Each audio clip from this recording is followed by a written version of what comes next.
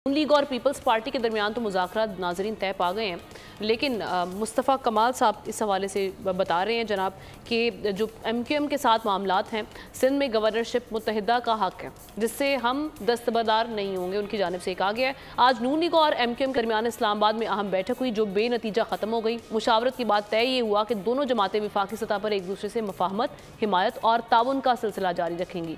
तो अब सवाल यह है कि नई हुकूमत में MQM के हिस्से में क्या आएगा और क्या MQM सिंध में अपना गवर्नर लाने में कामयाब हो जाएगी।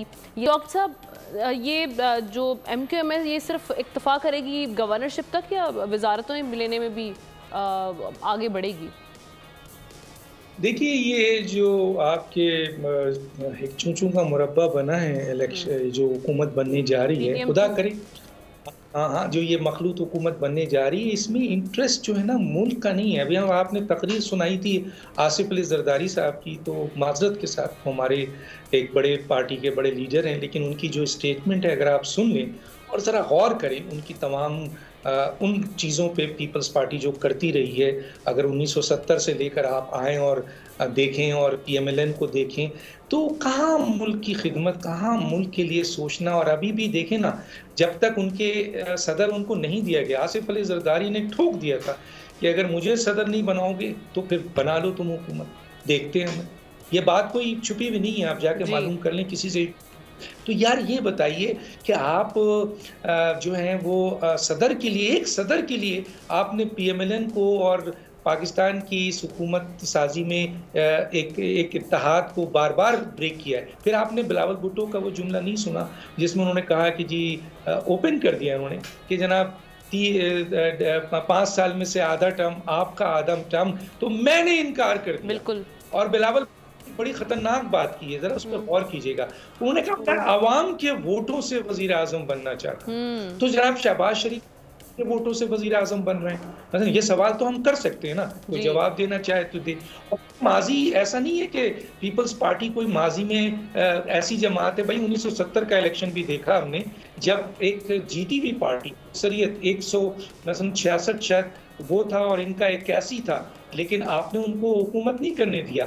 इसके बाद 90 के इलेक्शन में 90 के इसमें आ जाएं हुकूमत में, पीपल्स पार्टी नहीं। और ये आसिफ जरदारी हैं, सेनेट हो, बलूचिस्तान हो, हर जगह ये अपना खेल खेलते हैं। तो ये उम्मीद रख लेना पीपल्स अवामी मुस्लिम लीग ने 2 सीटें जो है ना वो सिर्फ जीती थी नूरुल अमीन मरूम ने, राजा त्रिदेव राय ने, वो चकमा कबाइल के जो सरबराह थे, 160 जीती थी इन्होंने अपना रहमान की पार्टी ने। पीपल्स पार्टी का टाइम कम होता है, मेरे पास बहुत मवाद है बोलने के लिए, बहुत कुछ है। पीपल्स पार्टी का इस मरकजी हुकूमत में शामिल नहीं होना, इस बात और आईनी होते बात का रखना, इस बात की पूरी गवाही है कि पीपल्स पार्टी आइंदा आने वाले वक्त में जो हुकूमत को बड़े चैलेंजेस हैं, जिसको पता है कि मसाइल बनेंगे, वो इसका हिस्सा नहीं बनना चाहती है। और ये नहीं सोचा उसने कि मुल्की मामला। अब रही MQM की बात मैं बता दूं, देखिए MQM पीपल्स पार्टी और PMLN के लिए जो प्रायोरिटी है ना, वो पीपल्स पार्टी है, MQM नहीं है। वो पीपल्स पार्टी से मिलकर और दूसरी जमातों से मिलकर अपनी हुकूमत बना सकती है अब इस पोजीशन में।